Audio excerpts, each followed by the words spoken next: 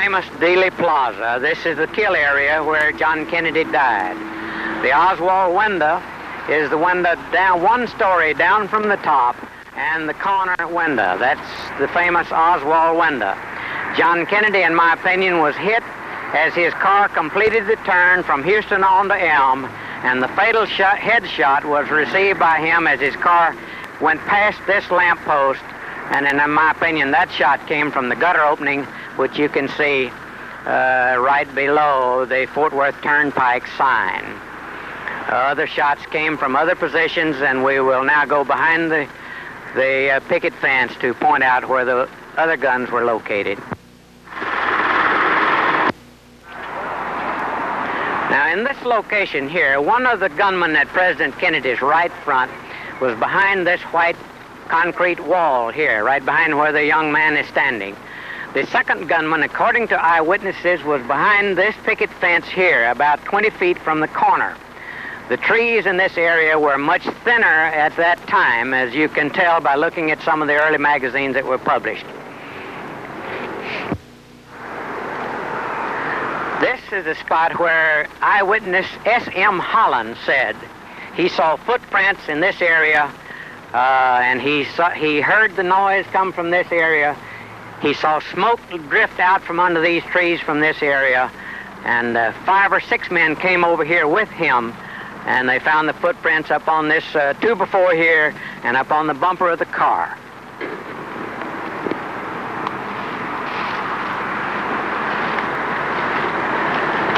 Holland said President Kennedy was just to the left of that lamppost down there when he received the fatal headshot.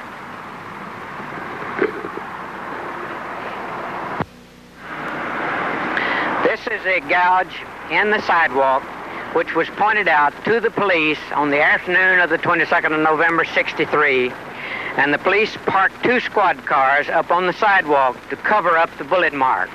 There's no need to have the public asking a bunch of silly questions about a bullet going in the wrong direction. In my opinion, the gouge is too shallow to have come from the 6th floor. There were witnesses who said shots were fired from the south side of Commerce Street. Then this would have made this the longest and the most difficult shot of the day. We think it glanced away, and either lead or concrete may have marred a highway sign which was right on the grass about 10 feet from here. That sign was changed within an hour after Kennedy was shot.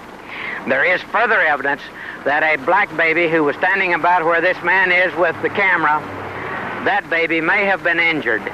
A black baby did enter Parkland Hospital right after Kennedy entered. A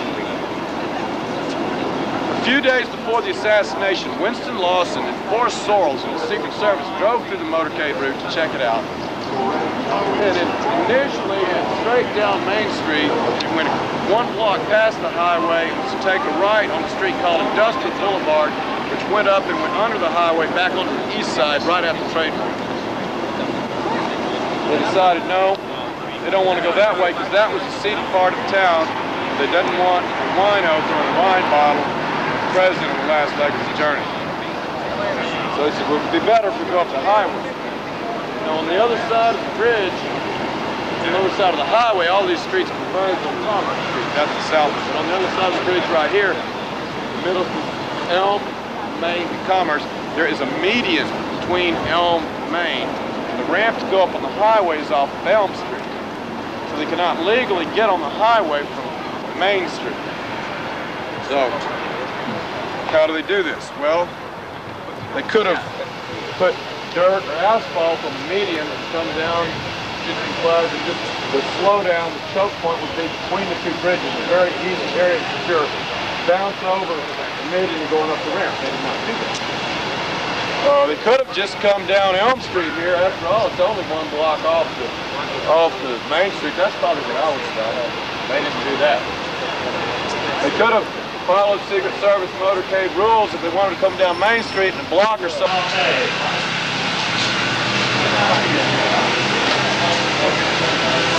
Yeah, we're going to throw JFK free of charge. We're not selling anything. We're just going to throw the tape. The tape that started it all. JFK. I think it needs rewound, so.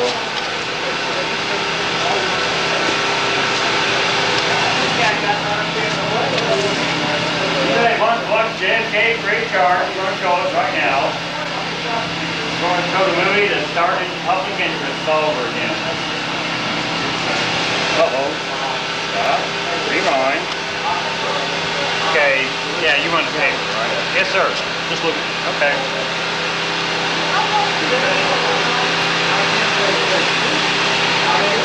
Send us to the water report? Come on.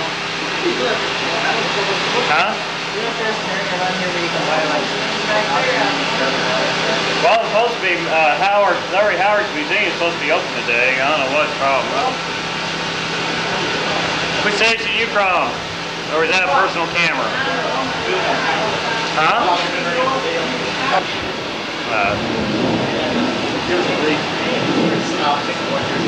Well, we're trying to continue the story about the conspiracy, that's all.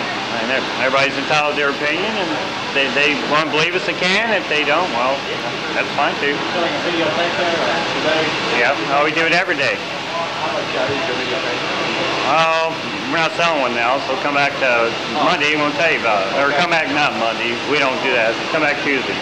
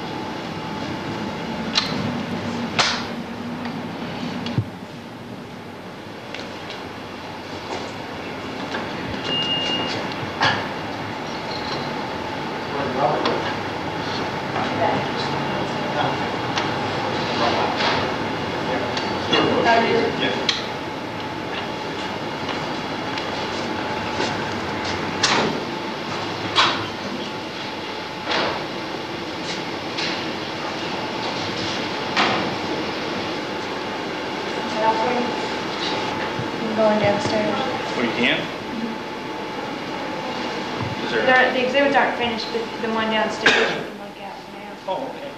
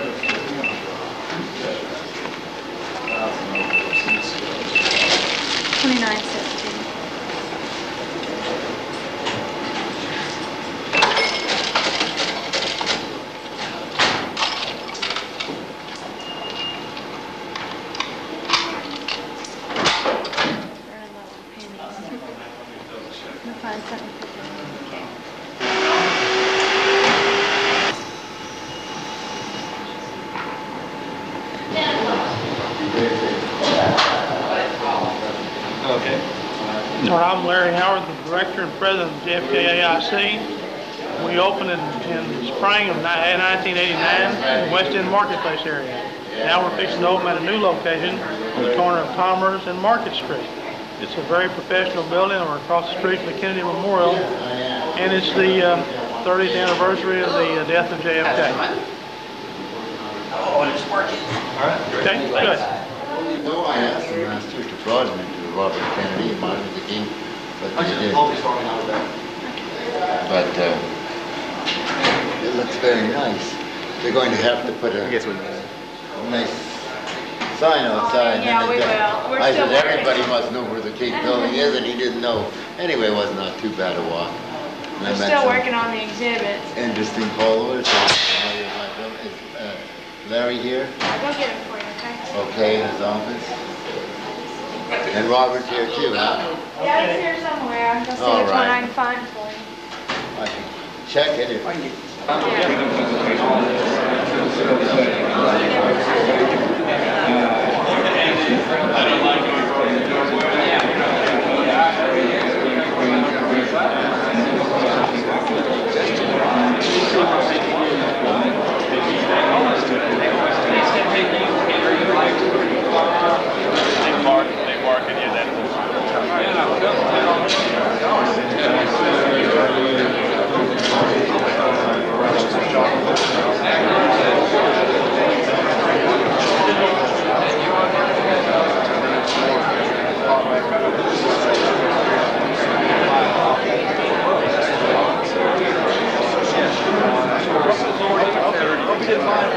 No, that's okay.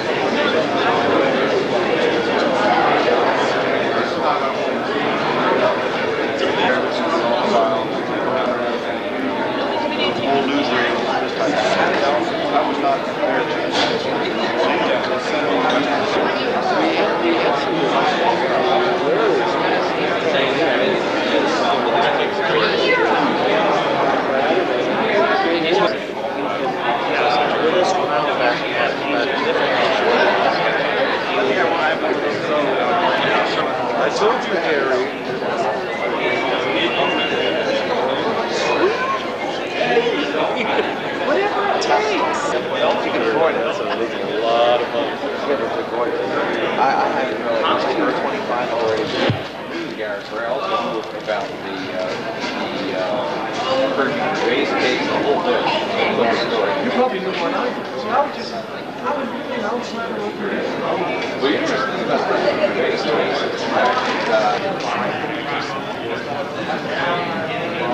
So are they seeing that the other four Might just call us up and let us know. And okay. 5 copies of that one.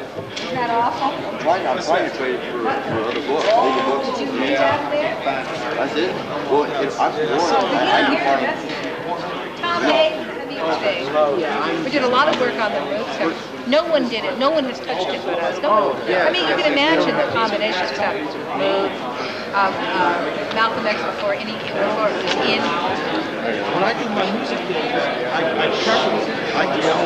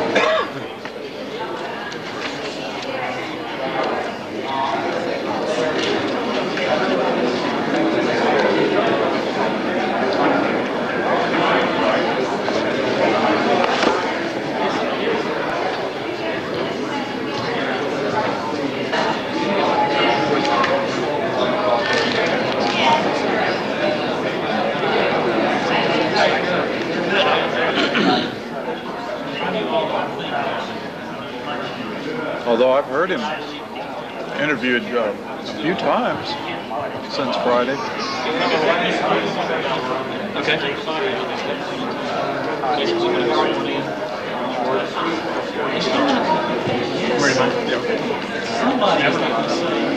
Mr. Ron Lewis. Yeah, Ron Lewis. You have to talk from Roseburg, Oregon. From Roseburg, Oregon. Okay. Right. You have a post out. Could you say a few words about it? Well, the book is Flashback, the Untold Story of Lee Harvey Oswald. It's not by an assassination researcher. I used to know Lee in New Orleans for about 2 months in 1963. And in 1988, I started writing it, and it's been 5 years in the making. I had to publish it myself, and I didn't have the money, but I met Oliver Stone, and I got the money, so I published it. You believe Lee Oswald killed President Kennedy? No, I don't believe that. I believe Lee was involved, of course. I knew he was involved, but he's not. He didn't kill the president because had he had his day in court, he would have no doubt been acquitted because there's too many things in his favor. Like he didn't have any residue on his face from shooting a rifle that day, and I think just that alone would weigh a lot in his defense. I've encouraged Ron to read Walt Brown's book. Is that right, Walt Brown, the People versus Lee Harvey Oswald? And I'm thinking that that's going to make Ron more certain, you know, that Lee didn't do it in his belief, because it gives some of that factual forensic evidence or lack of evidence that but he goes through the whole thing, and he's here too. Oh, is he here? I think I didn't see him. you talked to him yesterday. Oh, did I really? Yeah, in the evening. Yeah, that was, I guess, when you met him. So you don't know him yet. He's just one of the many faces out here. Many faces here. Met. Many authors. I've met almost every author that I've read, the books that I've read. There's one or two that's not here, but most of them are. You know who's standing behind you right now, too? Did you notice David Lifter? He's been engaged in a excited conversation here for about, I don't know, 15 or 20, 30 minutes.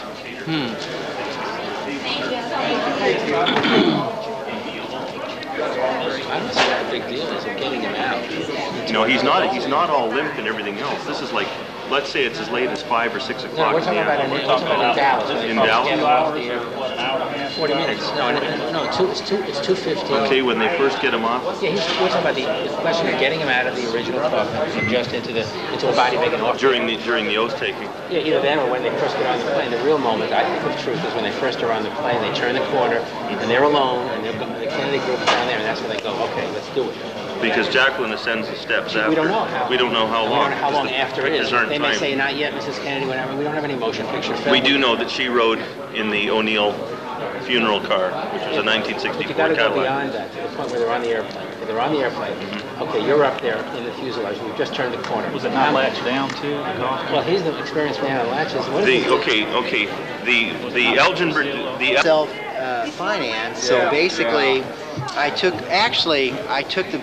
the best I could, and I'm learning as you go along, especially about external microphones. But So you might want to introduce yourself and go ahead and say car. Oh, okay. Well, my name is Mark A. Oakes, and I'm from St. Louis, and I've been researching the Kennedy assassination for about 15 years, seriously. And the last 6 years I've had the opportunity to come to Dallas and speak to the witnesses and the policemen and some FBI agents, and was fortunate enough to get most of them on video to find out their story, which is very important because if you don't come down to talk to the people, then you don't know exactly what they're trying to say, and compare it to the testimony that they gave, in which I found most of them were telling the truth and trying to do their job, but they were not listened to by either their superiors or the Warren Commission. But basically, my work in this is to bring forward witnesses and policemen that the general public has never seen, and let them see these witnesses that have documentation to their stories, which either offer corroboration or add to the mystery of the national tragedy to the murder of President John F. Kennedy. And that's my 2-hour eyewitness video.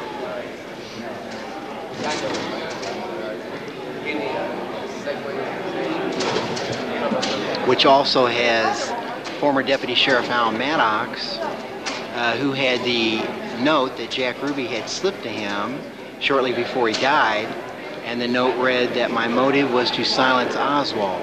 And in that note, he put that on loan to the JFK Center in Dallas, and he showed the director in the video how Ruby had slipped the note to him shortly before he died. Ruby was very sick and was sweating, and when Mr. Maddox, former Deputy Sheriff Al Maddox, got the note, he held on to it for all these years, and it was last May he put that on loan to the JFK Center in Dallas. Thank you. It's the best. Now they just want a few minutes. And I want to answer the question while we're able to find out. Hi, what would you like to know? Hi, David Lifton, Los Angeles, California. What question, Mike? Do you think we're ever going to get to the 30th anniversary of the assassination? Like to find out the facts. Yeah, I think eventually we're going to find out the truth, but I don't know how long eventually is. Give it another decade. We're still working on it. Yeah. Oh, yeah. Okay. Thank you very much. Are you rolling? It's Jack White, and I've been researching the Kennedy assassination for 30 years now. My main area of interest is all the photographs of the assassination. If you study them carefully, you find many of them have problems with them, such as being fabricated or tampered with, or used as evidence in various ways. Some particular ones that have problems are the famous backyard photos of Oswald. There are lots of problems with pictures of Oswald himself. I produced a videotape here that I call The Many Faces of Lee Harvey Oswald, because there are several photographs that can be proved to be composites, half of one person's face and half of another person's face. There are just all kinds of photo problems. Just a couple of weeks ago, we found an old photo of Oswald and Marina in Life magazine. Marina is allegedly holding their child, but it looks like a composite photo because the baby looks like a doll. It's very stiff. Oswald appears to have been pasted in the picture. I don't know what this means, but it's very strange that people would make up composite photographs like this. And of course, one of the chief areas that there are photographic problems is the autopsy photographs. There are several of the autopsy photographs that are obviously tampered with. Again, if somebody's tampering with autopsy photographs of the president, it looks like to me that means conspiracy. Is there anything else you'd like to know?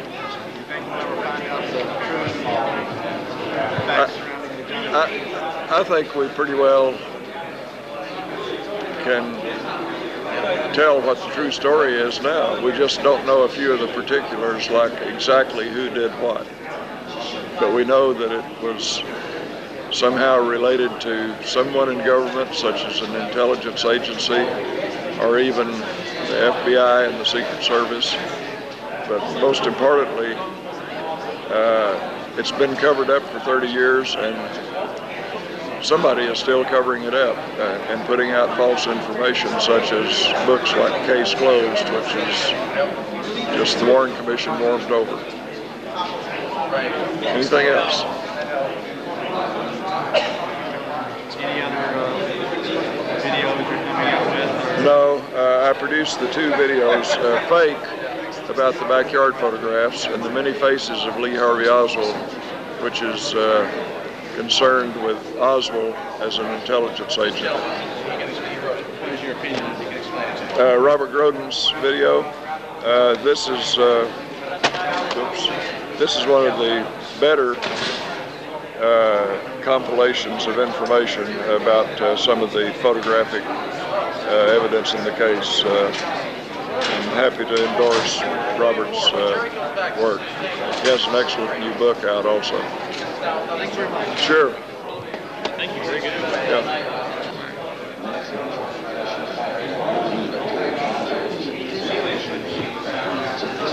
All right. You're ready. Okay, hi. My name is Dennis Eafley, and I'm the Vice Chairman of Citizens for Truth about the Kennedy Assassination, or CTKA for short. And we were formed out of a political action call at the Midwestern Symposium in Chicago in April of 1993. We are putting together an organization to lobby Congress to comply with the laws that they've already passed for the release of the JFK assassination files, and to call for the appointment of a special prosecutor to have criminal prosecutions of those laws that were broken in connection with this case. There's a twofold purpose for this. Number one, to break through the logjam that is in Washington, D.C., which is called the cover-up to the truth in this case. And then secondly, for a state of Texas prosecution of the original crime of the assassination of John Kennedy. To reach as many people as possible, we are forming an affiliate network throughout the United States. Through this affiliate network, people subscribe to our monthly newsletters called Probe, which here we have a few samples.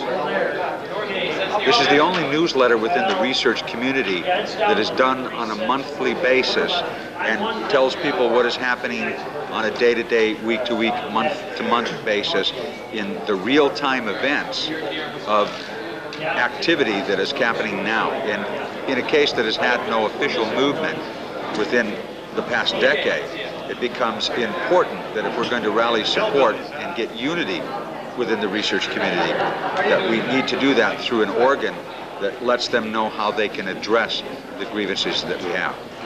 I'd also like to introduce to you now one of our executive board members, Mr. Chuck Marler from Los Angeles, California. How you doing? Last night we held our first public event, if you will, trying to take the assassination information from conferences such as this and homes out into the public. We had a candlelight vigil last night in Dealey Plaza in which we had approximately 300 people attend. We had Marina Oswald speak, who basically made a statement, "I would not be here today making this speech if my husband killed President Kennedy." We had Gene Hill. We had Gayton Fonzie, who was the House Select Committee on Assassinations investigator, calling for a new investigation. Surprisingly, most American people don't realize there has never been a homicide investigation into the murder of President Kennedy. Only 2 congressional inquiries, and they are not experienced homicide investigations with criminal indictments and the ability to subpoena witnesses, and that's what we're calling for. We'd like to call for all people who are interested in finding out the truth in the assassination of President Kennedy to contact our group at area code 213-463-6792 or by dropping us a line at Post Office Box 1727, Los Angeles, California, 90078-1727. And thanks for this opportunity. Can I just get you with me here real quick? Just to say and where you want to go. You want to interview me or? Okay. I have a radio. I do a radio show back in California, and I go in the name Will Robinson on the radio. And what we deal with is many of the subjects not only related to but similar to the assassination of John F. Kennedy, Robert F. Kennedy, Martin Luther King, situations like the Iran-Contra scandal, October surprise, questions that interest the national security of this country, I should say that affect the national security, or cover-ups that are instituted in the name of national security. In other words, what we're looking at is a breakdown of what we call our democracy, emphasis on the second syllable, which is mock, because we don't live in a democracy if we have to have something called national security keeping us from exercising our fundamental right to know. Now, a perfect example of this is the situation in Waco, which has occurred not too long ago in our history, and still hasn't been resolved. In fact, it's my understanding that as we speak, you're still not allowed to go on the site at Waco. Now, I may be wrong about that, but that's my understanding. I haven't been out there. And what was done there was as many as 70 some odd people, if those numbers are accurate, were murdered. They were murdered by forces of the United States government. And it's like the old adage during Vietnam, which a general or an officer or a military officer once used, that we destroyed the village to save the people. You know, well, quite frankly, we destroyed the people to save them. And to me, there has not been a rational explanation as to what happened at Waco. You have a situation that's being alluded to now, coming from numerous sources, one of which is the American Justice Federation. Apparently there's a videotape out about it. Also, there are other independent sources that have been putting out information that Waco, in fact, was nothing as it was perceived of in the press. You have a situation where a compound, as they refer to it, a compound, was held under siege. Nobody was allowed to go in and out, and quite frankly, communication was limited to the point that there was hardly any access to get open communication with that, except what they wanted to have filter out. They referring to the FBI and the ATF. Finally, you have this massive assault at the end, and according to videotapes that are out there and first-hand reports, flamethrower tanks were used that, in fact, these people may have been incinerated as not had set the fires themselves or accidentally knocked over kerosene lanterns or whatever other stories they've been putting out there, but they have in fact were destroyed. They were attacked in a military operation and they were murdered. Now, we have questions that we have to ask regarding this. You know, number one, why were these people treated in such a way? Why was it necessary to go in with such brute force? Why was the whole situation approached the way it was in the beginning? What I mean by that is, apparently, just like Manuel Noriega in Panama used to go on and off the American military base and could have been picked up at any time they wanted to, why did they stage a full-scale invasion of Panama to have to extricate him from the country? Likewise, David Koresh, who was my understanding, used to go in and out of Waco all the time. And people knew him in Waco, you know. People knew the Branch Davidians in Waco. Why did they have to wait until he was in this siege-like situation, or create a siege-like situation, when he was back in his home to try to bring him in on whatever charges or that they were trying to put against him? I have a copy of the search warrant at home. I haven't had a chance to look at it. It was faxed to me. And what I have seen of it, though, it's a very vague document. You don't really know what it was they were really after. Other questions that have to be asked about Waco, and I hope they're asked, is what role did a group called the Cult Awareness Network play in instigating this invasion? And I call it a military operation and an invasion because that's what it was. I mean, you might as well say they brought tanks, guns, and armies down to squat a fly, you know. They were saying that this compound had military weapons, had automatic weapons and everything, but if you look, even at the broadcast, if you look at the regular CNN footage or the other broadcast, what do you see? You hear, it's not so much what you see, it's what you hear. You hear semi-automatic weapon fire, in other words, the kind of fire goes bam, bam, bam, bam, bam, bam, you know, like a single shot, you know, trigger pull shots. You don't hear automatic weapon fire coming out of that house. You don't hear short bursts of machine gun fire, at least not instigated from anybody in the house. So you have to ask yourself, where are these 50 caliber machine guns they were supposed to have, or all this other weaponry they were supposed to have, you know? I heard such wild stories back on the West Coast that they had grenades. I mean, where was this coming from, you know? And then above all, you have stories that that David Koresh was a child molester and all this other stuff. What proof do they have, you know? You know, I don't know if it's true or not, but what proof do they have? From what I see, what they did was they vilified these people, vilified this person to justify carrying out an operation that wouldn't be questioned. It's the same as you or I being accused of a crime, tried in the papers, and then brought to trial to try to get a fair trial.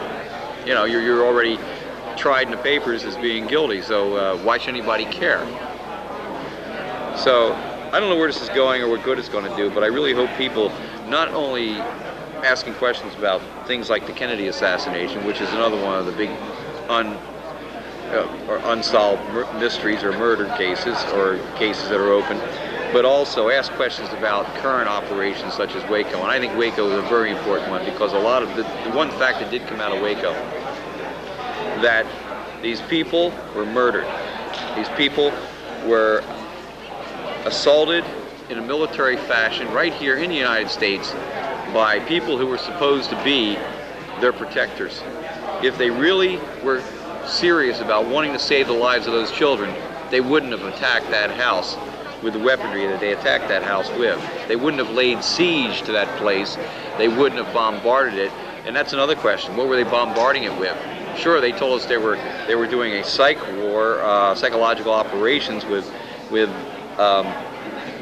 loud music and chants and things like that. But could that be the cover-up for some other forms of weaponry that we don't even know about yet? And I'm not trying to get out there, but I'm saying that it's been a known fact that the United States military and intelligence network has experimented for years with mind control operations, using everything from high frequency to low frequency sound waves, electromagnetic currents. They've also been using PSYOP operations, mind control operations, using drugs. So who's to know what they were beaming at that house, what they were sending in under the guise of the loud music and the loud chanting? They could have been using anything. We don't know. These are questions that need to be answered, you know. I guess that's all I have to say on the subject. I say that the case is open there, and people better start digging, because, you know, it may have been David Koresh, and it may have been the Mount Carmel, the Branch Davidians one day. It may be your neighborhood the next. It may be you the next day if we don't start finding out what's going on. That's it. Great. I don't. Well, it's the way I feel about it. It's a situation. I don't live in Texas. It must affect the people around here a whole lot. In fact, I talked to Jim Mars. Jim Mars had a lot to say about it, and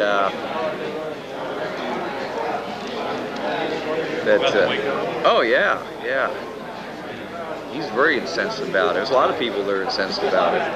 I noticed you were talking about whether it's open or not. I'm not sure what the status is, but I drove a couple of people. I live in Waco too. I drove a couple of people out Friday night. Yeah. And we went by, and the gate was open. And we turned around, we passed back by, and it said visitors welcome. I looked in there. It was about midnight. There was 2 cars back there with their headlights on. I didn't go back there and see if it was Davidians back there or just curious people, but they had a sign painted up that said, you know, visitors welcome, come in. So the road's not blocked anymore. Oh, okay. So I don't know what the current situation is. Now they have. What did you think about all this when it went down? I mean, really, what went through your mind? It was. It's just because it's just been so much to do. I just haven't had the time to stick it money in the mail. You know. Are you guys handling that tape? It wasn't made to give you an actual factual account of what happened, but it was a counter myth to the myth, and definitely the Warren Commission is a myth. And what it did represent, though, is it represents a lot of the leads and the facts and things that have been uncovered by various researchers and writers through the years. So it gives you a pretty good idea of what probably happened. And I thought it was an excellent movie. Well, obviously it was an excellent movie because it got the kind of reaction it got from both the positive and the negative side. And I think it's great because JFK is bigger than just solving a murder mystery. It was a coup in this country. I mean, this government, if you look at the members of this government and who's been in what positions in this government since his death, you can't help but see we get the same old revolving door of people all the time. We get the same policies that are getting progressively worse. There's got to be a reason for that. And the reason is that we do not have a democracy. We don't have a democracy because we had a coup d'etat in 1963. We had, and to prevent that loss of that power, anybody else that got in the way were dispatched in the same fashion. Martin Luther King.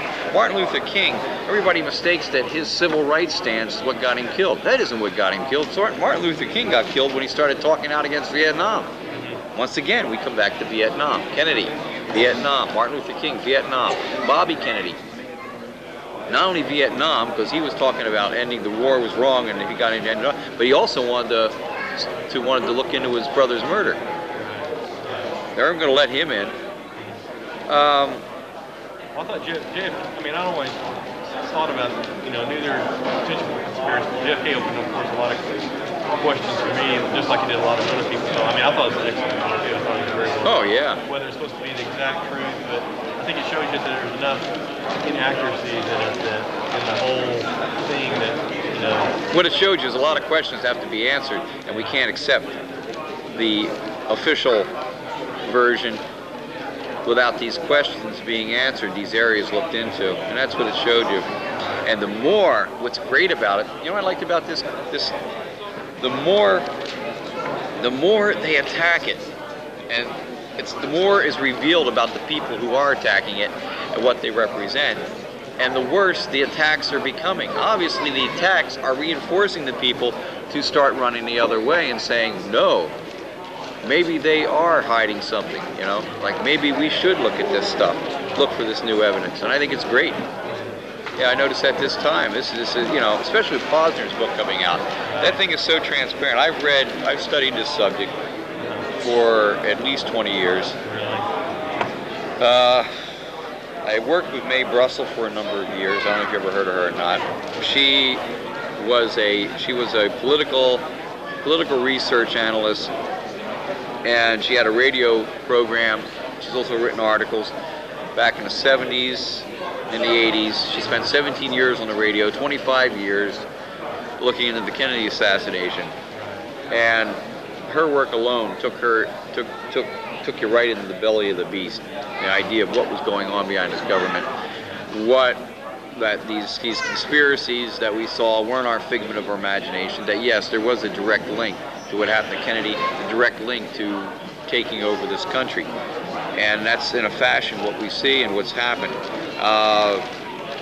I took Mae's place on the radio when she decided to go write a book. Shortly after she went off the air, off the radio, she died. I don't want to go into that because that's another area. But she left behind a legacy of work that has yet to be recognized, but it was enough to keep me going in it. Like I said, I've read just about every book of substance that I would consider a substance has come out about the Kennedy assassination, and a lot of other books besides. And quite frankly, this case is far from being solved, but it's getting closer each time, and each year more and more people, we're getting more critics trying to swing it back to Oswald and the Warren Commission than going to where it should go. What I mean by critics is they've become the odd people now. They've become the minority. The majority don't buy the story. And that's what I thank Oliver Stone's movie for that, because Oliver Stone's movie opened up the door to the masses and said, hey, take a good look at this case. Man, something stinks here.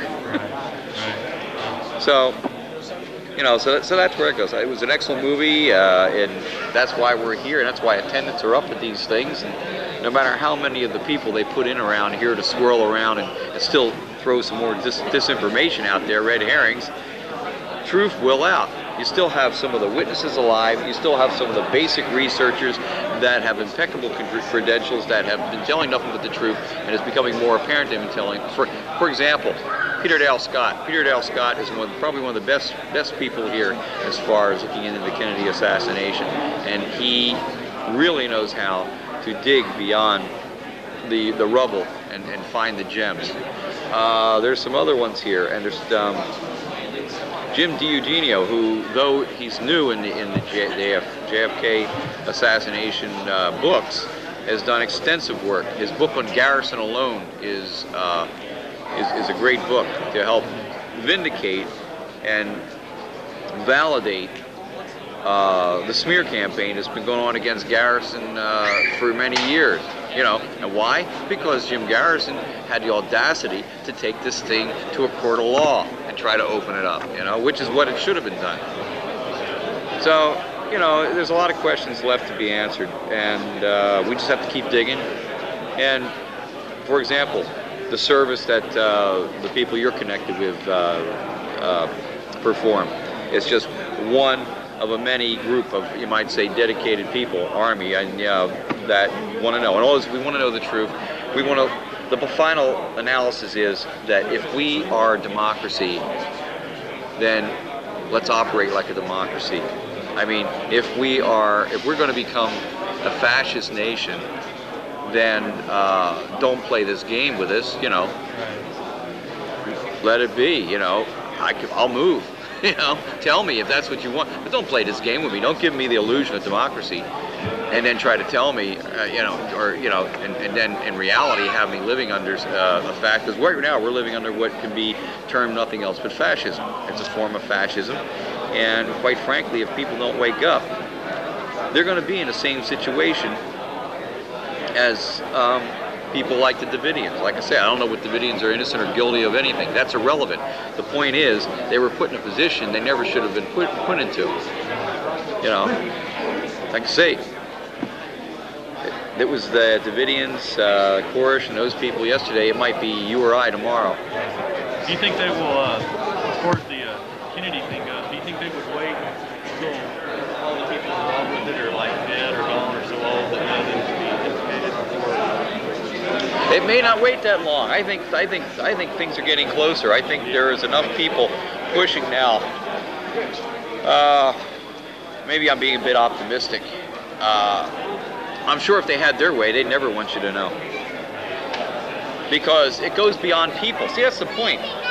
They try to keep bringing you back to the grassy knoll. They try to keep bringing you back to Oswald, bringing you back to Ruby, bringing you back to this person, that person. But it's beyond people. What we're talking about is there was a mindset. There was a group that had a mindset that made a decision that affected the destiny of this country, this destiny of this country's politics. And we've seen it since. I don't know how old you are, but I do know this. I've seen this country change in the last 30 years since then. I was in high school. I was in senior year of high school. Actually, it was junior year of high school when it happened. And from there, I just watched things get progressively worse. Wasn't aware of it until finally you started seeing things. I think, you know, what woke me up? The SLA shootout in Los Angeles when they, similar to Waco in a matter of speaking. Okay, it was the Patty Hearst kidnapping. Now, there was always something suspicious about that whole kidnapping.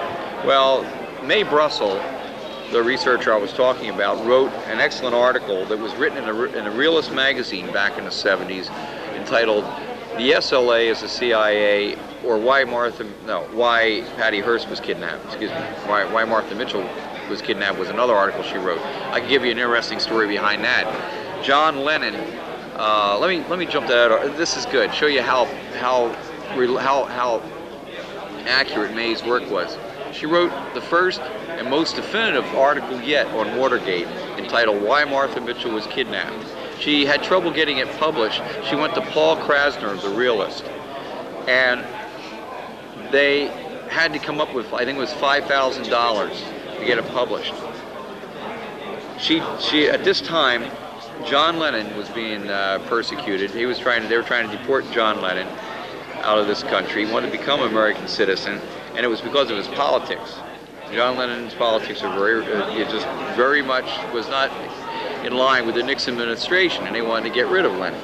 Right about the same time, Watergate's breaking out. So John Lennon, who's seeing the same operations happening to him that he reads about in Mae Brussel stuff, and they finally meet through Paul Krasner, John Lennon says, "Yeah," I says, "I'd like to do something to help you." He put the money up to finance the article. The article was printed. It still stands as one of the best articles written on Watergate today. And it goes beyond Watergate because it also connects some of the people in Watergate, and they are connected to the Kennedy assassination. But jumping ahead, the article, "The SLA is the CIA," or actually the actual title is "Why Patty Hearst Was Kidnapped," is a very detailed account of how police undercover agents, agent provocateurs, so to speak, and other intelligence agents actually created the SLA, and as well, we're getting back to what we're talking about, domestic terrorism, created this whole thing to create this era of violence, the purpose of which would create a backlash against the progressive movement at that time, which was coming out of the 60s into the 70s, to create an atmosphere which would require more law and order. At that time, you had the introduction of the SWAT suite. That's when the SWAT teams came to be. Remember SWAT? You know, the military arm of the police now, which are the SWAT teams in any major city. Now little towns are getting their own little SWAT teams, you know. What are we talking about here? The militarization of police. This goes against the Posse Comitatus Act. which, you know, makes it illegal to use military force or operations in a police, in law enforcement, police law enforcement. But it's happening right before our eyes. So the SLA situation where they burnt out, literally barbecued, primetime television, live, right on your screen. You could sit there and eat your dinner and watch 5 people get roasted because they were down in LA. They burnt that house up, just like the Move House in Philadelphia, and a whole block was burnt up, just like the Branch Davidians were burnt up. You know, is this the new way that we're going to have law enforcement? Is this what we got to look forward to in the future? That's what I'm saying. We better start asking questions. That's what woke me up. I looked at that and I said, wait a minute, is this America? This is more like the kind of stuff they tell us that would happen in Soviet Russia. You know, there's something wrong here. It's funny, they had perestroika in Russia, but when are we going to have perestroika here? When are we going to be told the truth? When are we going to be let in on what's going on with our government? When are we going to allow to participate in our government instead of being given phony candidates like Bill Clinton, phony candidates like George Bush, and even phony candidates like Ross Perot? We had no choice in this last election. I'll say one thing for Ross Perot, though. At least Ross Perot is pushing some of the right buttons. His track record and history is another story, but he proved one thing, if nothing else, and this is something that people should learn from, that if you get something going, you can create enough enthusiasm to make it go in a independent direction. I'm just saying that I think Ross Perot is a flawed candidate. This is not what Ross Perot down either. Just, you know. I'm just pointing out that we really had no choice in the last election. You know, the Republican, Democrat, what was the difference, you know? Clinton's the kinder, gentler Bush. What can I say? He's proving to be, be the direct opposite of what he ran on, which means he probably never intended to do half the things he said he would. You know, if he's really such the Kennedy file that he claims to be, such the great admirer of John F. Kennedy, well then he'll give an order to open up all the files. He'll give an order to open up all the files, not just the CIA, but the FBI files, the military intelligence files, every last file connected with this case, and lay it open and lay it on the table. He would demand an independent investigation and have panels made up of some of the people that are even come here, such as, you know, some of your more, I'd say, scholarly researchers in the area. Some that have already looked into the case in the past, like Gaten Fonzie, people like Peter Dale Scott, people like Jim Mars. These are the people that should be allowed to look into this case and pursue further into the documentation. People like Colonel L. Fletcher Prouty. You know, we should have it from all sides of the spectrum to have a good look at this stuff, open it up, analyze it, and then give it to us, you know. And then from there, we, the people, should be deciding what kind of justice should be done, what needs to be changed. You know, for example, the last administration, the Reagan-Bush administration, we'll never know if October Surprise was true or not, but it was an interesting story. We may know someday, but the point is, if they had proven that, and if they had impeached Reagan or Bush, then if that would have been done, and that's probably why it was prevented for anything done, that's why we don't have real justice in here, then every law, every appointment they made in the last 10 years, everything they took away from us in the last 8 to 10 years of their administrations could be reversed. But I'm dreaming again, you know, that can only happen in a democracy, and we don't live in a democracy. So, you know, that's all I got to say on it. All right, well, now okay, Mike, I'm ready. What's your name? Martin Shackelford. I've been coming to the ASS conferences for about 3 years. I've been studying the assassination for about 20 years, focusing mainly on the photographic evidence. I come down here to network with other researchers, find out new information, and check out what's available in terms of new books, videotapes, audio tapes, whatever's coming out. Just try to keep up with things. Thanks, Mike. Did it? Yeah. Okay, Mike, I'm ready.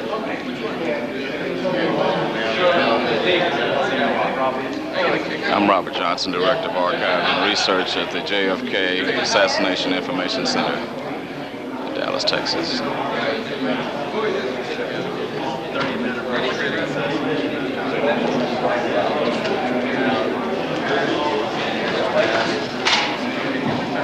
I think we're closer, but one of the roadblocks we're getting is Gerald Posner's book, Case Closed.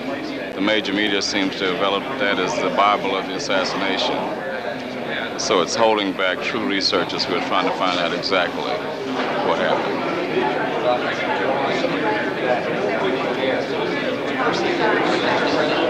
Grand opening will be tomorrow at 1:30 p.m. Everybody's invited. We'll have a chance to see the revised exhibits, bookstore, archives, and also an exhibit by R.B. Cutler, which is called the EOC, Evidence of Conspiracy, which is quite unique, by the way.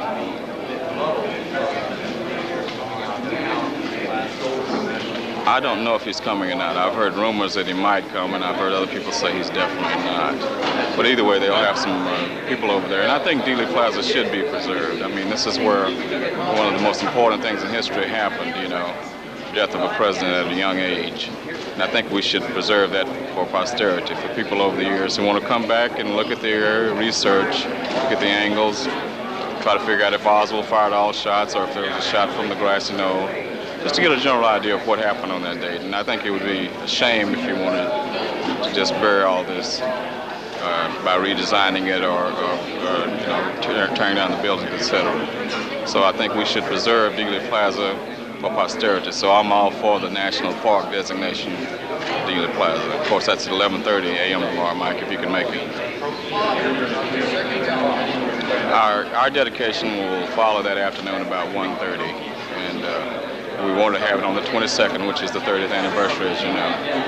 And of course, 12:30 tomorrow, Penn Jones leads a silent prayer, which has been trademarked for over almost 30 years. So there are a lot of things happening tomorrow, and it'd be good if we have good attendance and everybody's on their P's and Q's. As I mentioned before, you're welcome. Pardon? Good. Okay. Appreciate it. All right.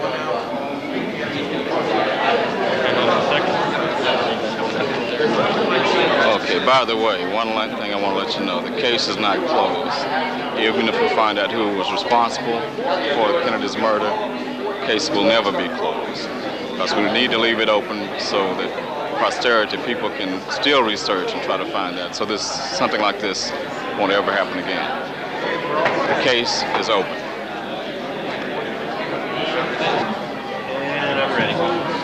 Hi, I'm Jerry Rose. I'm the editor and publisher of The Fourth Decade, the brand new successor of the notorious Third Decade, which was published for the last 9 years. It's an original research journal on the John F. Kennedy assassination, and publish articles and reviews, and glad to be here and glad to see everybody here. Do you have any questions? Oh, I'm from Fredonia, New York, part of the State University of New York system. I'm a professor of sociology. Thank you very much. Thanks.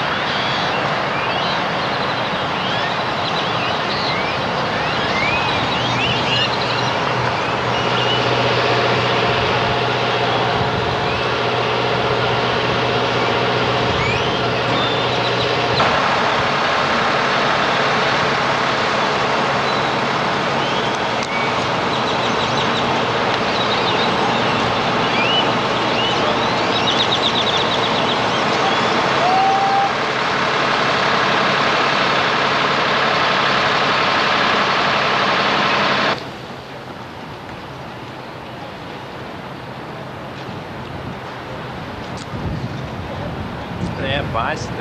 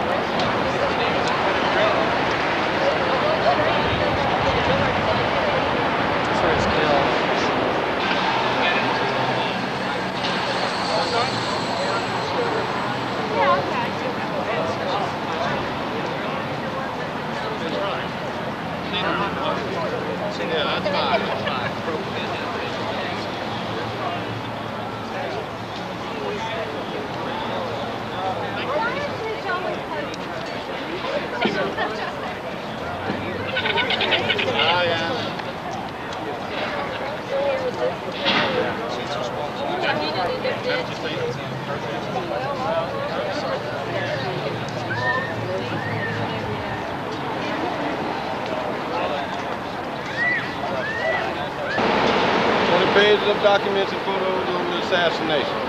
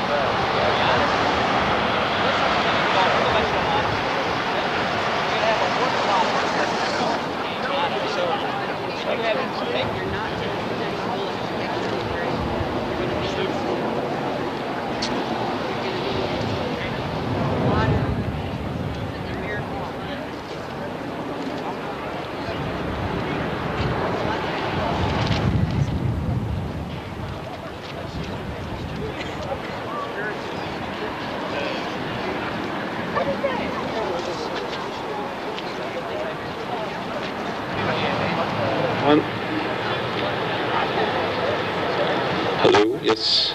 One last time, in about 5 minutes from the JFK Memorial, there's going to be a solemn march following the last 4 blocks of the fatal motorcade 30 years ago. If you want to go to the starting point, the JFK Memorial is just through between these 2 buildings here on Main Street, 2 streets up. You'll see it on the right. Starting in 5 minutes.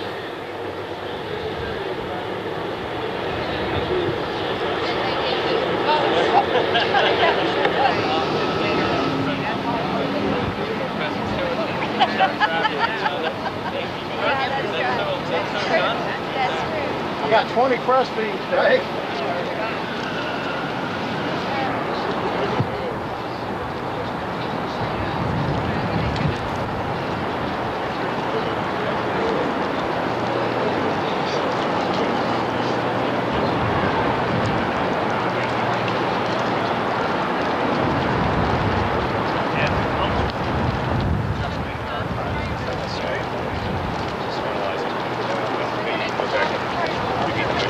I'm a publisher's letter. I'll publish my letter. I'm sure everybody's again, it's very sad.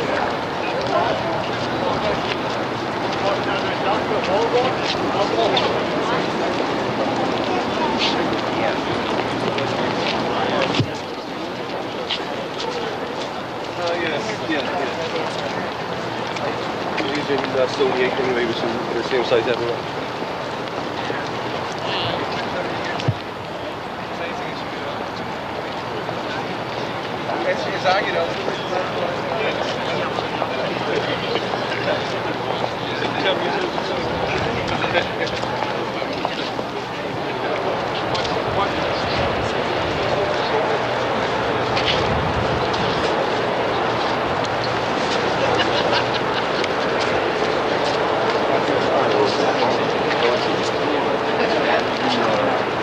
Welcome all to Dealey Plaza.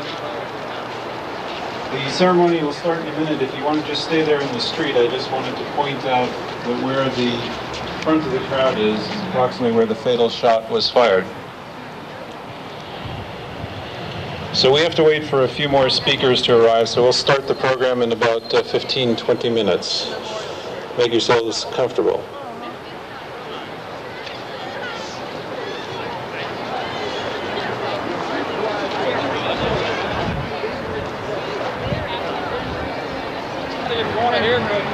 This way, the big left hand, jump over to the side.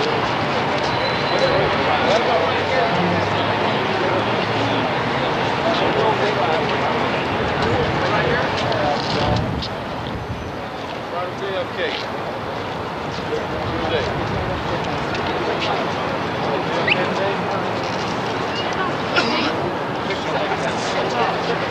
This is where the practice are. They were just shifted. They moved it nearer the strap. Thank you very much. That was Beverly Oliver Maskey. You will be hearing from her in a few minutes. And now a word from a very special researcher who has been at this for a very, very long time, Penn Jones. Let's hear a round of applause.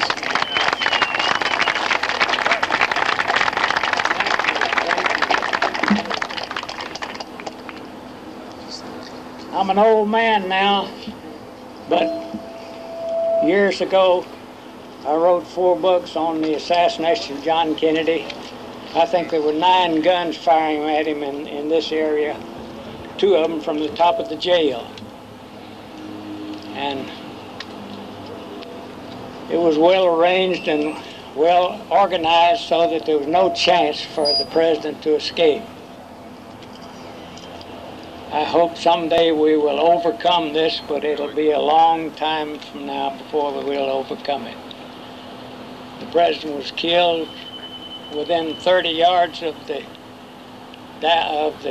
police station and 100 yards from the jail, and yet nobody saw him when he was crawling into the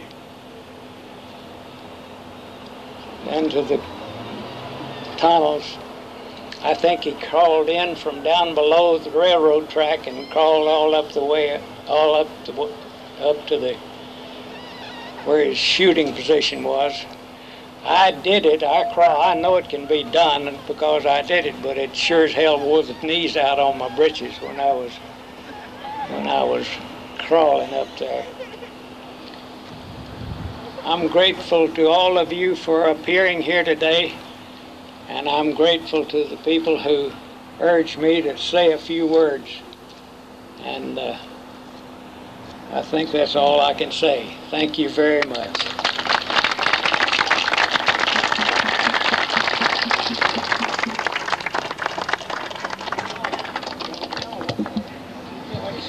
Thank you very much, Penn Jones.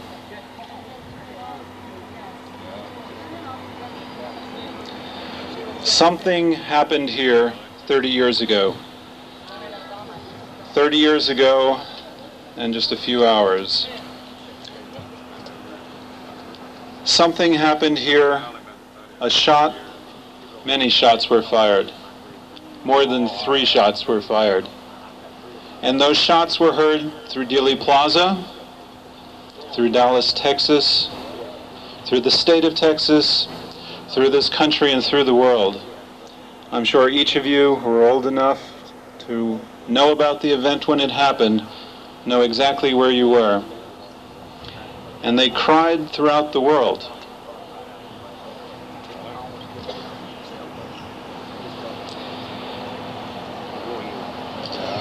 There's something special about the death that occurred here of one man, John Fitzgerald Kennedy, and then shortly after, another man, Lee Harvey Oswald.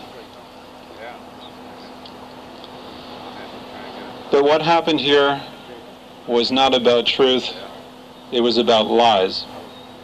It was not about justice, and it was not about democracy. When those shots rang out, many of us didn't realize at that moment, but I think if you search your mind, that coincident with the Kennedy assassination, there was a beginning of a change of mood in this country, a beginning of a change of faith that this country, despite problems, could solve them. A loss of faith in the government and in authority, a questioning of the legitimacy of authority. I studied the JFK assassination personally because I feel that it is a fulcrum that can awaken the American mind to a lot of other things that have happened since then. 11/22/63, 30 years ago, I believe, was a coup d'etat. It was followed by other political assassinations, most famous, Robert Kennedy and Martin Luther King.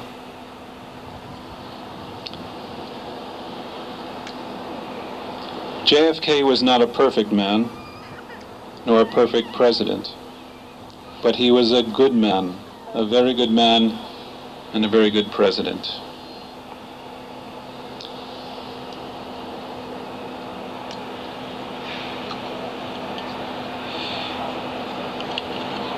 If there's any one speech of JFK that embodied the ideals that his killers disliked, it was his American University speech. It was about a year, almost exactly, before the assassination. He spoke of détente with the Russians in his famous statement that the Russians breathe the same air and love their children too. He spoke of moving toward peace and having the privileged help the underprivileged. He was starting to move towards social justice and racial justice. He was for building a single planet of cooperation and mutual empathy.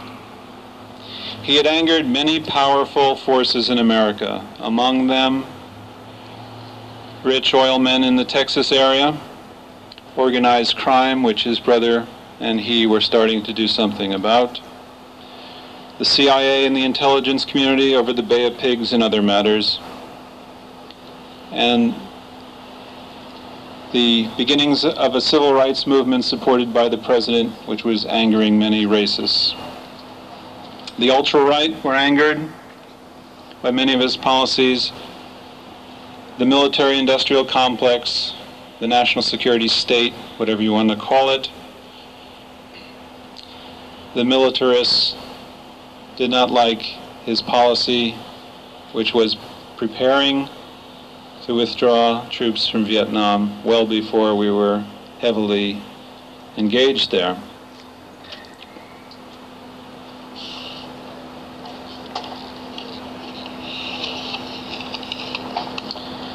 Since that day 30 years ago, the nation has watched the various political assassinations, has watched the violence that has grown up in America. There have been many interventions in non-belligerent nations, whether they be the Gulf War, various covert operations, dirty tricks, governmental overthrows, political assassinations.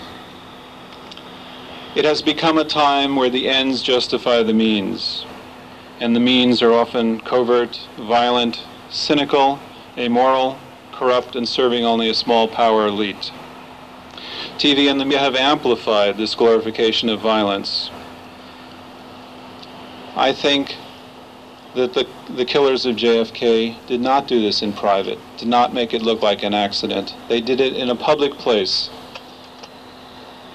to show the American people in the world how cynical they were about their control.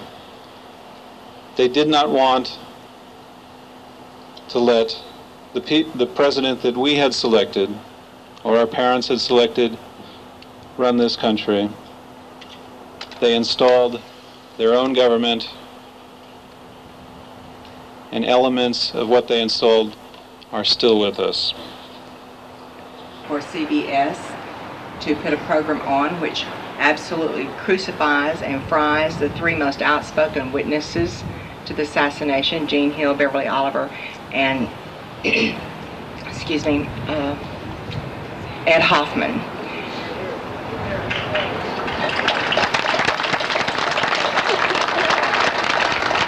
Everything that was said about me on that show that night that was lies are refutable with documented evidence. Jean Hill's white dog was found in video footage from Love Field.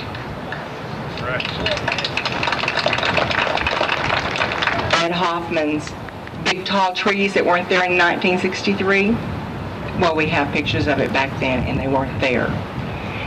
So I think that we need to band together and put a stop to it, because you don't have to agree with me.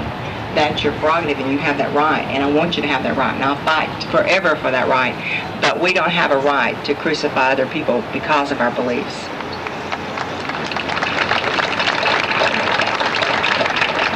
And so I challenge you today, as we look back with sadness, as we remember the tragic loss of our beloved president, November the 22nd, 1960. The next speaker will be another eyewitness, Malcolm Summers. Are you here, Malcolm? Map on the back. Did you get a picture of it? This guy here played the part in there. Did you know him?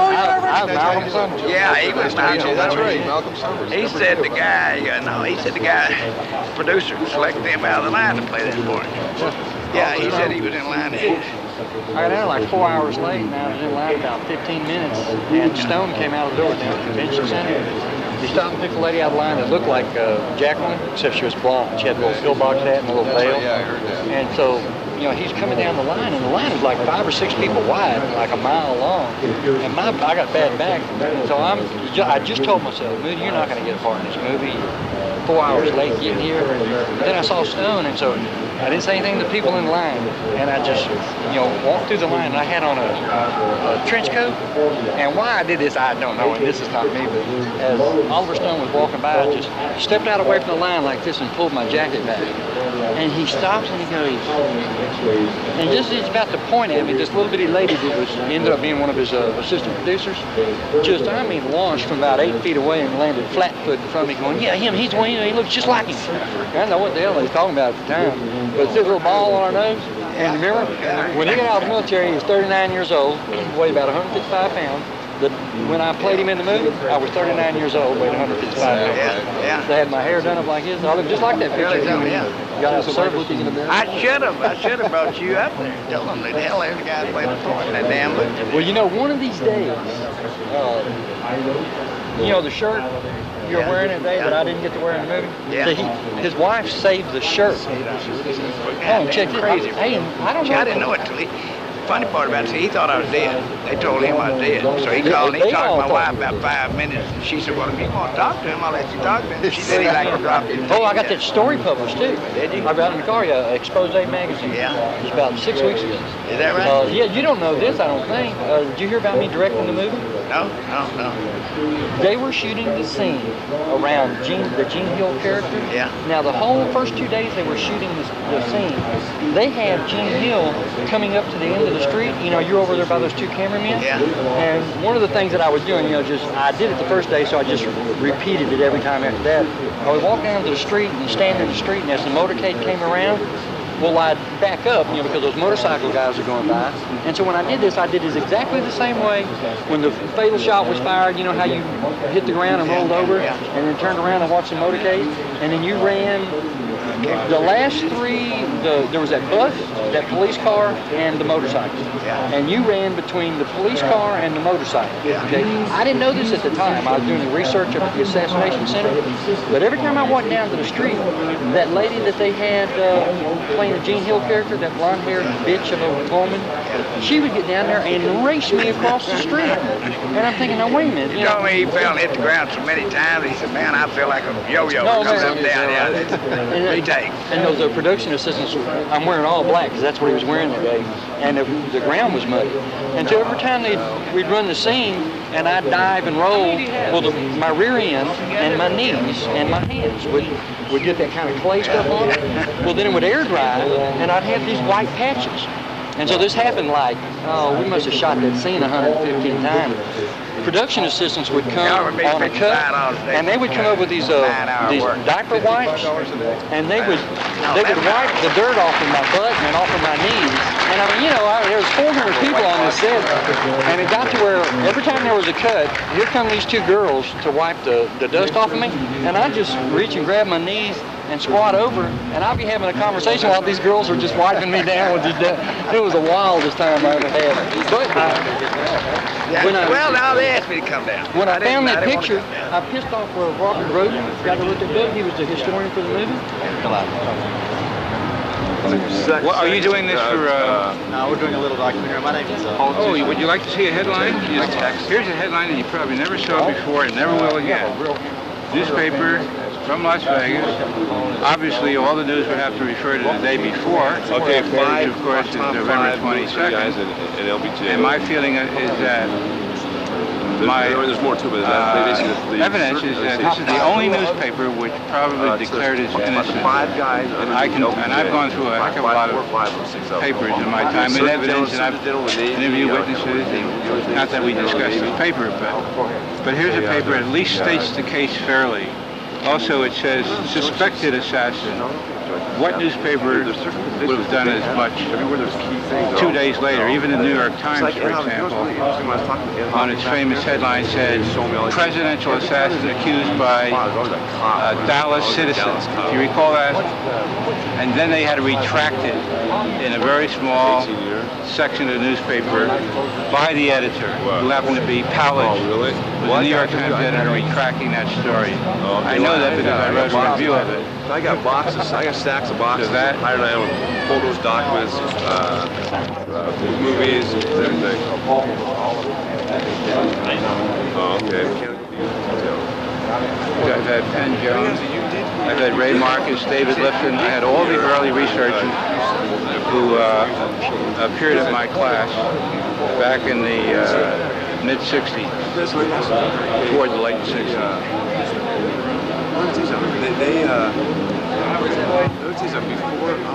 You asked some questions before we got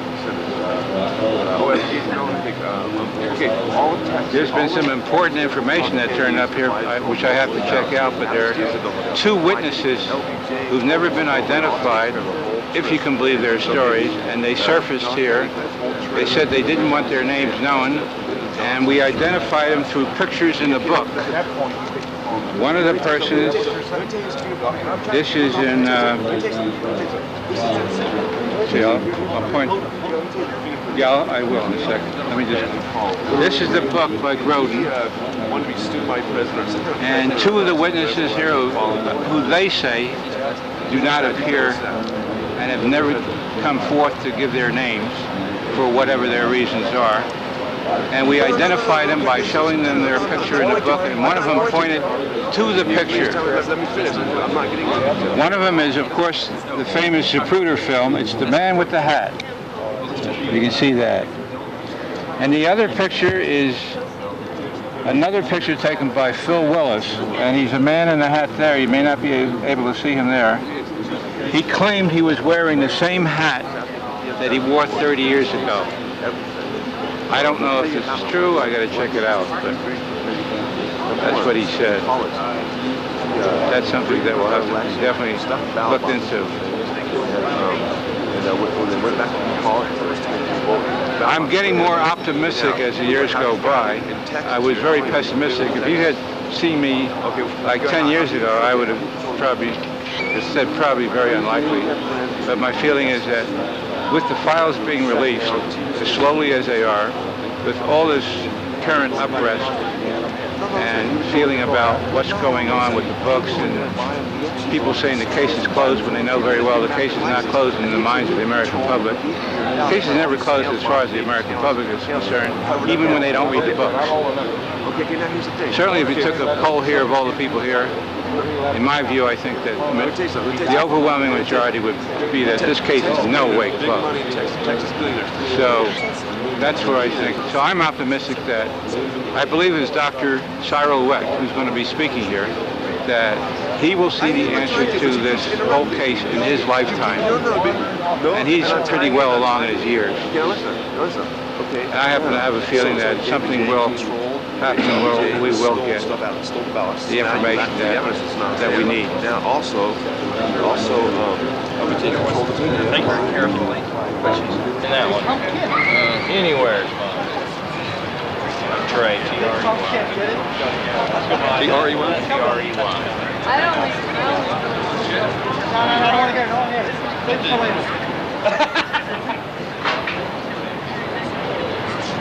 Look how fast it is.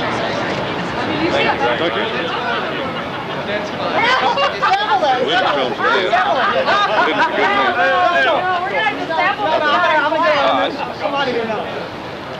Let's go. Let me sample that. I like that. Let's go. Well, we got the real thing right here. I did a deal last night, and they was talking about you. The guy they delivered. He was talking about you. I'm the only one who hadn't changed the story. Yeah. No, Jackie was trying to... No, take your son. That's a very obscure theory. You know, ever since I was a kid and I saw that, I thought that's what she was reaching for. And then everybody says she was reaching for this this guy, but I always thought I think there's a root of those were changed about a gazillion times. It may well have 3 copies. I'm sorry, hey, my golf Secret Service was 3 copies, and it's. I think there's areas that there's areas that I bring into question. To remove. Well, there are. Get it off now. Try to get Bevel out.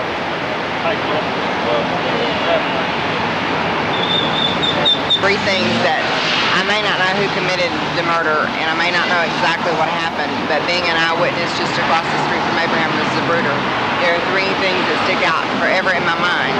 One of them is Jack Ruby did know Lee Harvey Oswald because he introduced me as his friend Lee Oswald with a CIA agent prior to the assassination.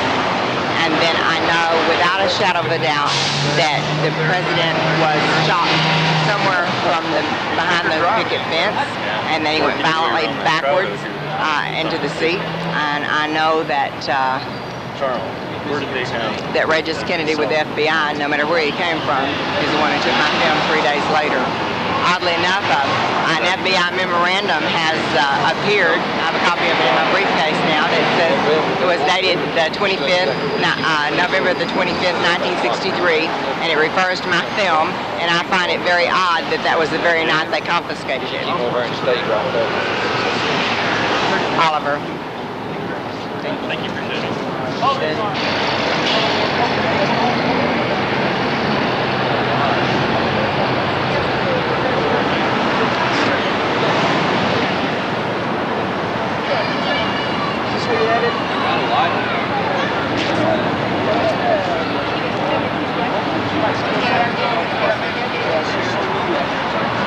Yeah.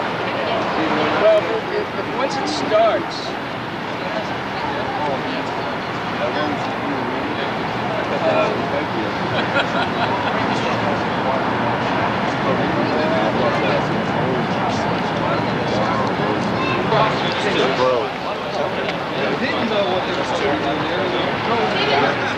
Ziplocs when you attack them.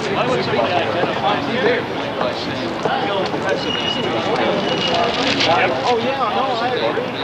Yeah, this is pretty interesting right here. This is inside the limousine with the Yeah, excuse me, gentlemen. I need my demo to go. And $3. But I want to trade it.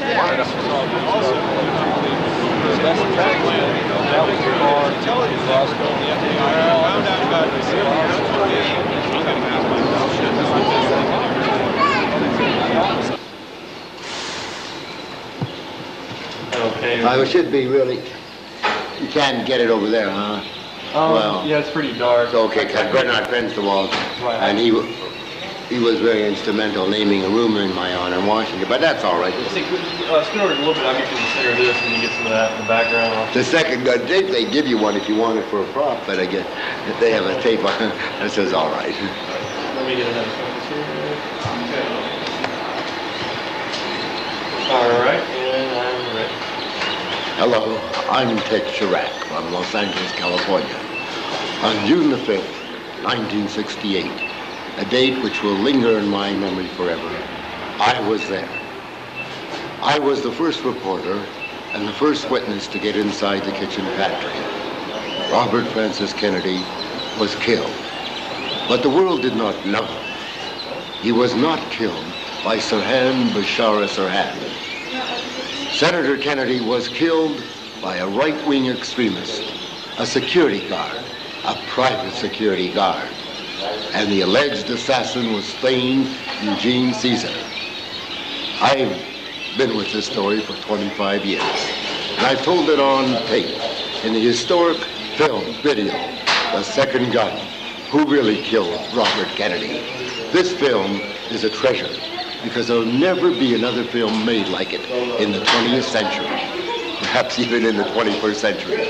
We labored on it, Gerard L. Kahn and myself, the journalist filmmaker, my co-partner, for years and years. I did 2 years basic research, then we went to film, and it became a labor of love. And so I launched the investigation on journalistic and on legal and forensic grounds, and brought in every major witness. In the first affidavit by William W. Harper, the famous criminalist, and then later Professor McDonald, the second world-famous criminalist and criminologist, sustaining my belief that there was a second gunman, that Sirhan had fired his gun from in front of Senator Kennedy and wounded 5 witnesses. And the second gunman, allegedly Thane Eugene Caesar, you'll see it all in the RFK expose, beyond the second gun Mays murder mystery, the deadly truth, on January the 25th, 1994, 25 years later, RFK Assassination, a cry for justice in every television market in North America, United States and Canada, and later.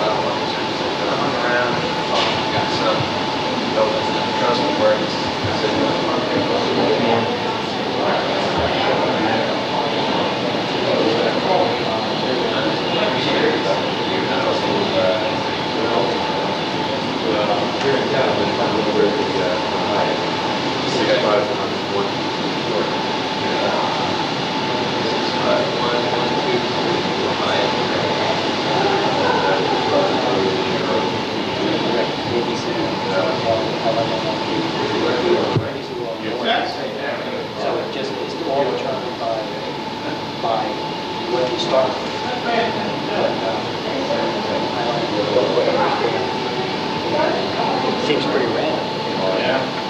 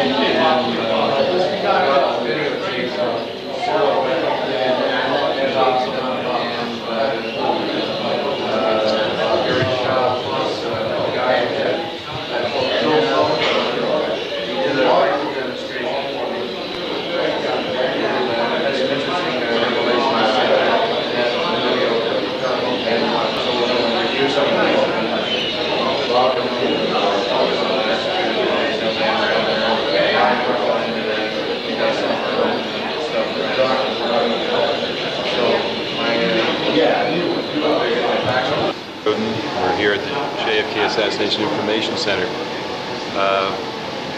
It is now the 30th anniversary of the murder of the president, and we still don't know what happened. If that's not a crime, I don't know what is. I would only say that anyone who's interested in the case, develop that interest, keep it going, learn what you can, talk to your friends, keep the issue alive. It's a waiting game. If we stop, they'll win.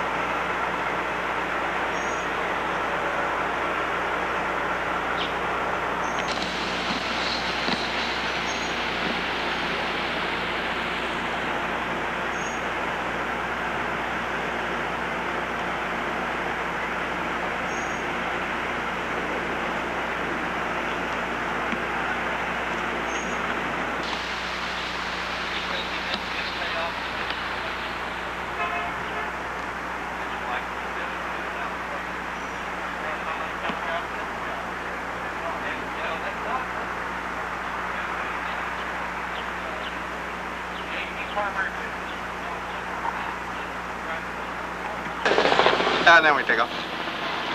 My name's Paul Crute. I'm the originator of the JFK Presidential Limo Tour. Basically, what I do is I take people back through the original motorcade route with historically correct sound enhancement that plays in surround sound, along with narration that's provided as well. The purpose of this tour is to give people the most unique vantage point possible upon this unsolved crime of the century, as I view it.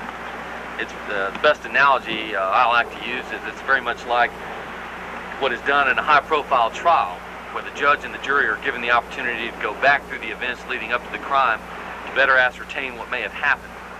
From the response I've gotten from people for a little over a year now, I've definitely achieved that goal. And in fact, that's what keeps me doing it, really, is the response that people give at the end. They say that it has given them a completely different viewpoint or perspective. People say, I see it all differently now. I've had people in tears, etc. But thus far, the response of every single rider has been positive in one way or another.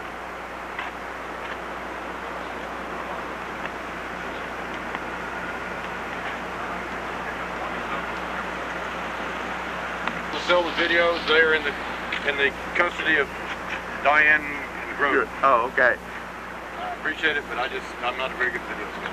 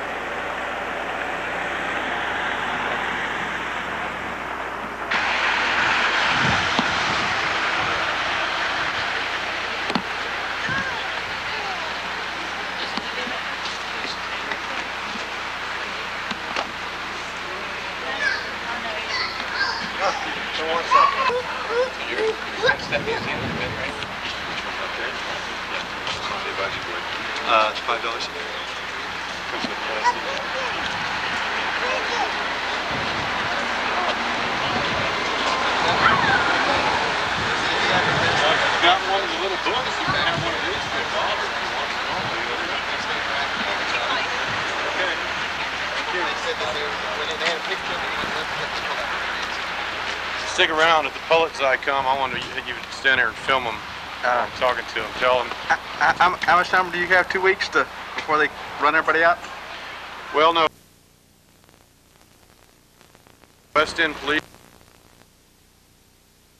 We're waiting for them. You want to get this on film? Yes. Okay. This is a city ordinance.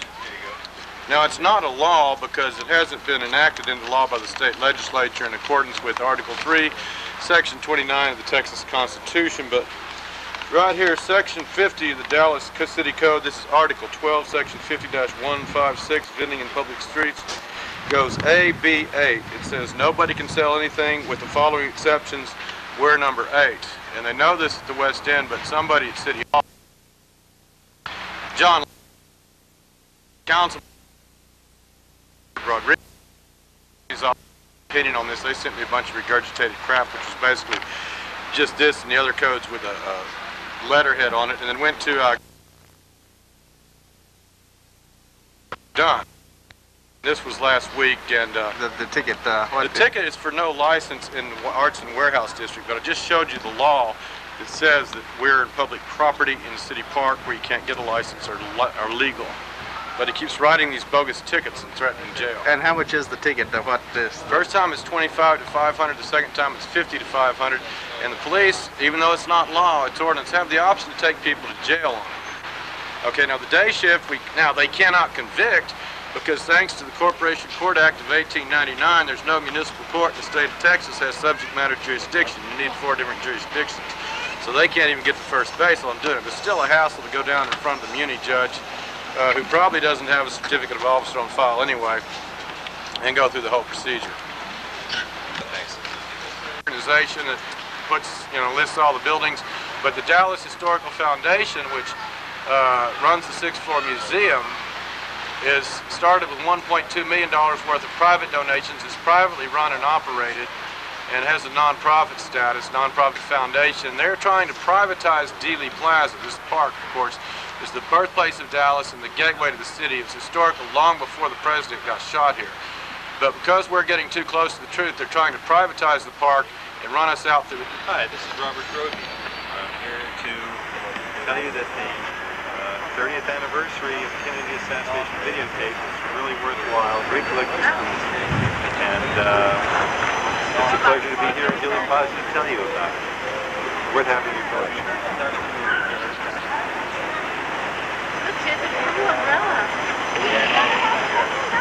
Oh, get the car.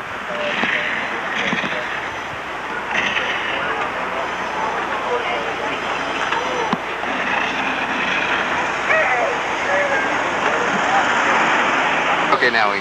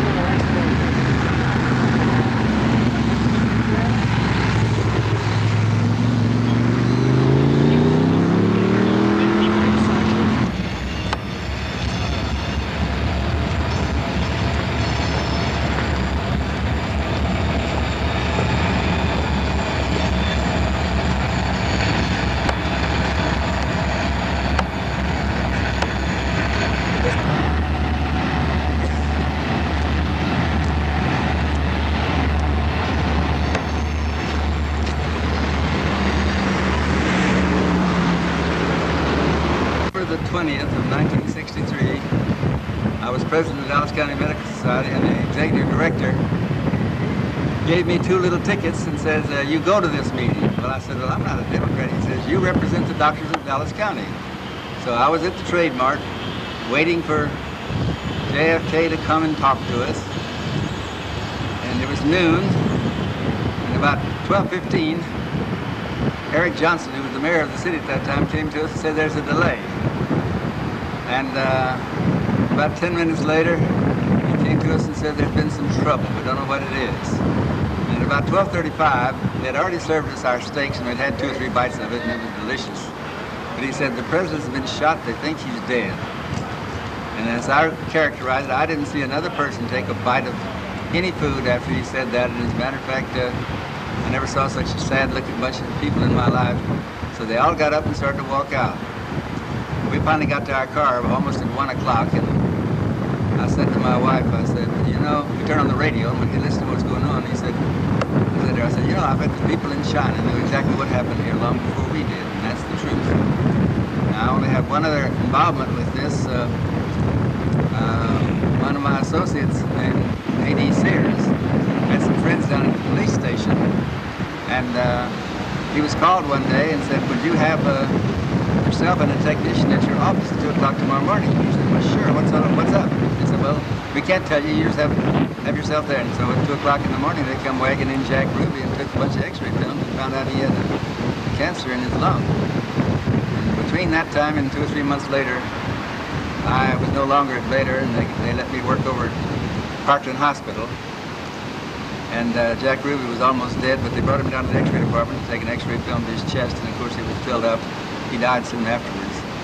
So that's my association with this whole thing. I had that association with, didn't see the president, but I got to see Jack Ruby on one occasion. Thank you. And your name is? J.E. Miller, M-I-L-L-E-R, M.D.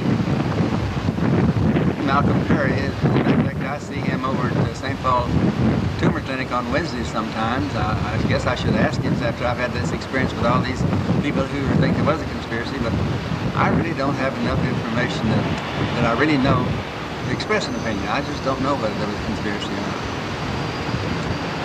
not. Thank you. I understand that Abraham Zapruder had the best films of this, and I live in a condominium over behind the pink wall, and Mrs. Zapruder knew somebody in the condominium, and she would come swimming. And on at least 2 occasions, possibly 3, I had a chance to talk to her, but she didn't give me any information that would help me to know one way or the other. But I did meet Miss Zapruder on at least 2 occasions. Thank you. I'm Duncan Brown, and I've written a book, Texas in the Morning, and it's well documented my thinking on the assassination of JFK. I devoted 1 chapter to it's chapter 25 in the book, and I well documented the things that happened pertaining to his murder. Thank you. Okay, now? Yes. Okay, I am Madeline Duncan Brown. I'm a native Dallasite, I will tell you that. Thank you. Okay. There was definitely a conspiracy in the assassination of John Kennedy, Martin Luther King, and Robert Kennedy. If you want that. Okay. There was definitely a conspiracy in the murder of John Kennedy, Martin Luther King, and Robert Kennedy. And there's been documented proof of this. Thank you very much. Okay. You know what I don't understand? What? Why they have Sirhan up for parole 2 or 3 times now. Why would they ever parole that man? Because that's one we know who killed him. Well, I was actually watching the television when it happened. When you saw that? I saw it on the original television, not on a rerun. Well, I had met